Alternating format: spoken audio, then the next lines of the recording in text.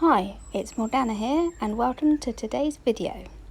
Today I'll be showing you how to paint a puffin.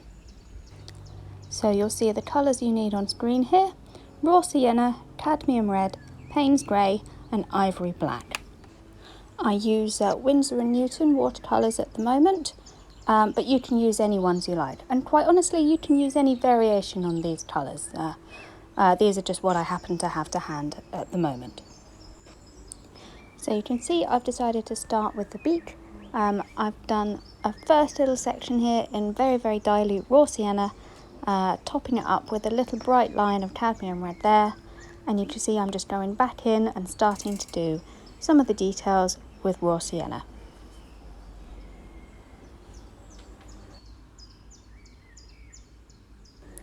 Coming in now with a flat brush. This is my flat 0 brush that some of you may have seen me use before, and this is cadmium red, this lovely bright colour here. This is not very dilute. You can see from the strength and the thickness of the pigment here that I've only used a little water to get this colour to come up, because I want a really nice, strong and vibrant colour here.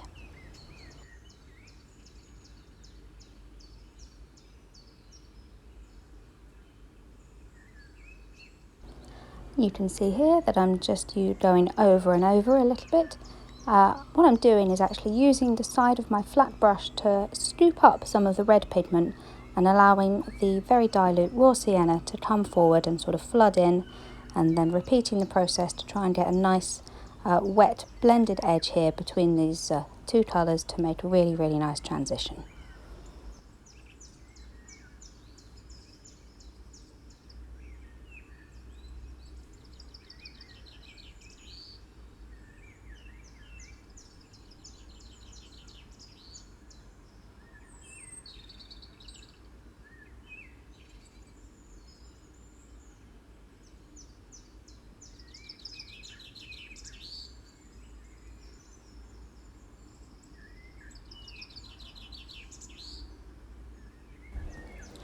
So now that part of the beak is done, I want to leave it to dry before I do any more because I don't want the colours to run.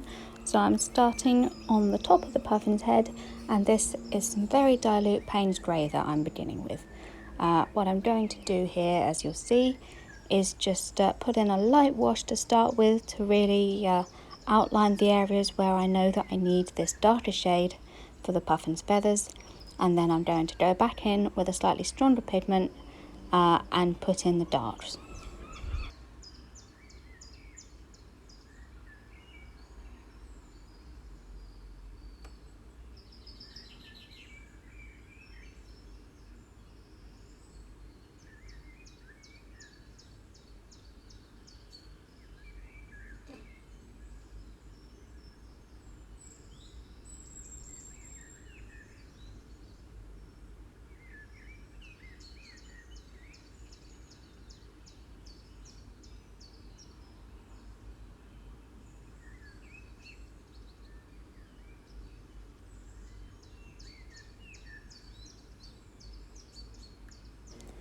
So you can see that I'm actually using this stronger concentration of Payne's grey here to add some shadows around the top of the puffin's head, whilst also leaving certain sections lighter in order to give the illusion of the bird's feathers beautiful gloss and shine.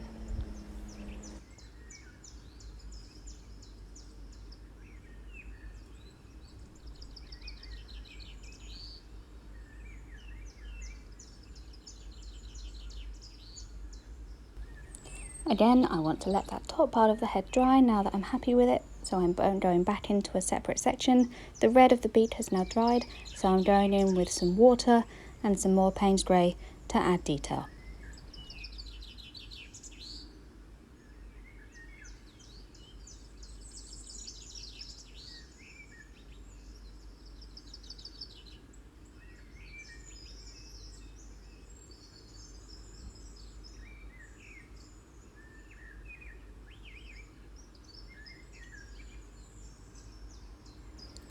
And you'll be able to see here in just a moment that I'm actually going to use the flat side of my brush again there to scoop out some of the pigment that for me has gone on a little bit too much, a little bit too dark, a little bit too quick. and that's a great tip for anyone who's beginning out there. If you accidentally plop too much paint on, which is very, very, very easy to do, I must say, don't panic. This is watercolour. Everything is fixable as long as you're quick and as long as you're careful.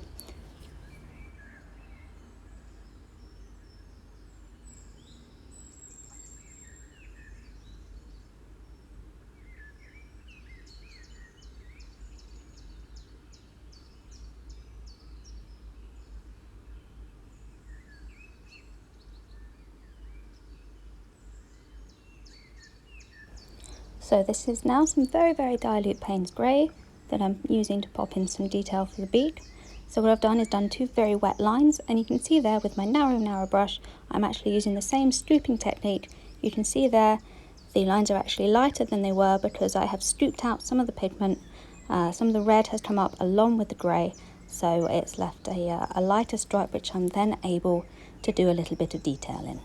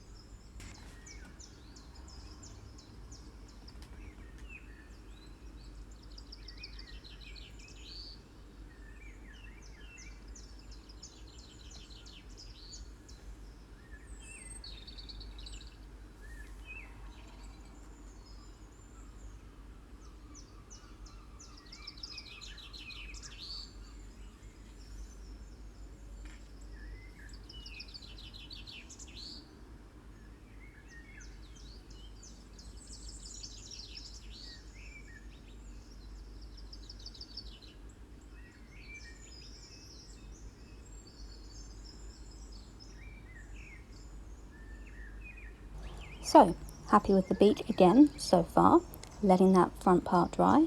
Moving on, using Cadmium Red again, but a higher, darker, stronger concentration there to start doing this detail around the eye.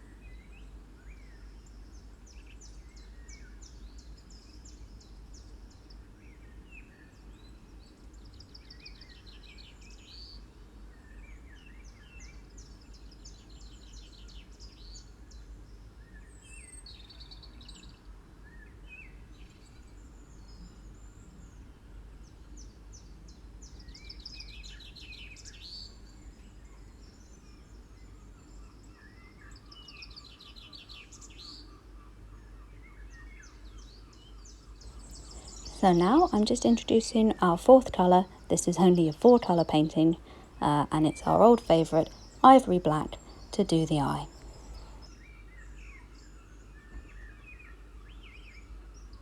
This is actually a really good example of, you can see the difference between the Payne's Grey, which is a very, very, very dark colour, but the actual true Ivory Black is so much darker and so much stronger, which is why when you're painting birds with black feathers, things like puffins, magpies, crows, that sort of thing, my advice is to always start off with Payne's Grey rather than black straight away, because you know, if you start with the darkest paint that there is, then you've got nowhere to go really after that if you want to do any darker shading, which is why if you see me do any black feathered birds, you will see me generally using Payne's Grey. Oh, and just quickly, this detail here, this is raw Sienna again, but in a stronger concentration with a little Payne's Grey, just to give it that little flourish of detail at the end.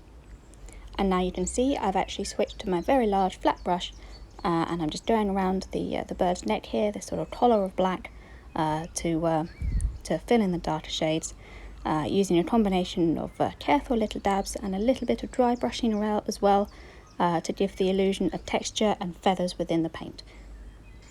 And I'm sure I don't need to tell you, because you've already spotted it, that again, I'm not using black for these so-called black feathers. This is a nice, strong, rich Payne's Grey.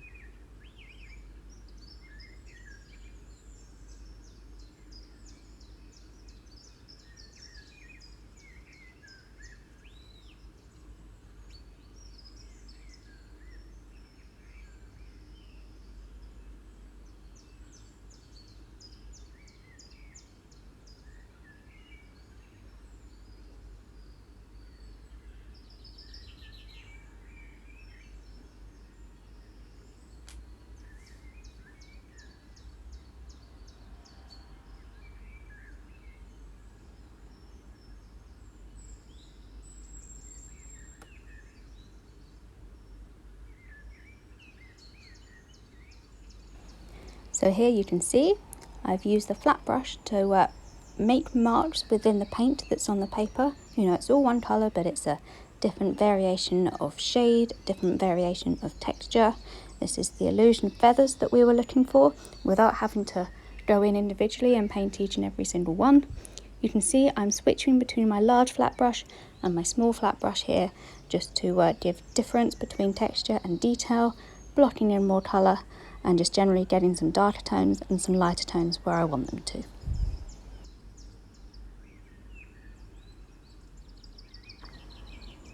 So now for the hard part, or at least what I consider to be the hard part, getting a bit of detail and definition in this white section of the bird's face without actually using any white paint at all. You can see here what this looks like, quite a mucky sort of almost brown colour. What it is my dirty paint water, which I'm putting to good use here. It's going to dry very, very light and very, very close to white, but it's just giving me a nice wet background that I can use there over the whole face to then put in a little bit of shadow, and then I can also use a damp paper towel or a tissue to then go in and dab in and pull out some colour as well to give a more of a white highlighted spot.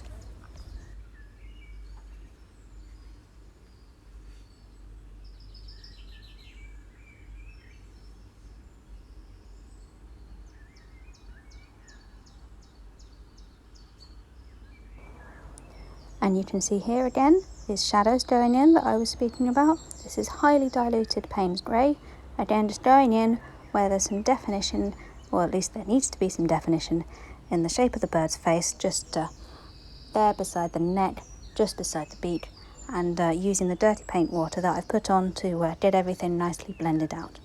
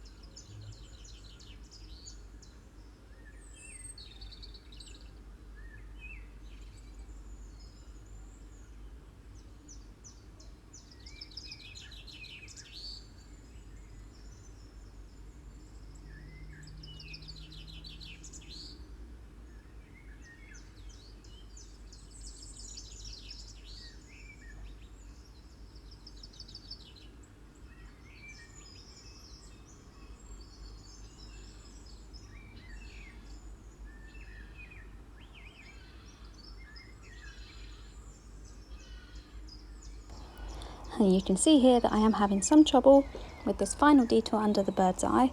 This is my mistake, which I've decided to still show anyway. I should have done this when there was still some more wetness in that part of the painting, the dirty paint water. Just not a very nice thing to call it, but that's what it is. So you can see I've had to pull some of that colour out with a bit of kitchen towel, and I'm trying to put it in again very carefully, make it look a little bit more blended, a little less like it's just been plonked on there. And there we are, the finished painting. This is what I call a portrait. This is my Puffin portrait. I hope you've enjoyed watching me paint it, and I hope it inspires you to perhaps pick up your brush and do something similar. Like I said, this is only a 4-paint bird, so this is going to be really good for anybody who's a beginner, anybody who's only got a limited palette to work with, and anyone who's interested in just practicing different techniques, using brushes in different ways and using paint in different ways. So I hope you all enjoyed watching. Thank you so much. Please like and subscribe for more art from me, and until the next time, have a lovely rest of the day.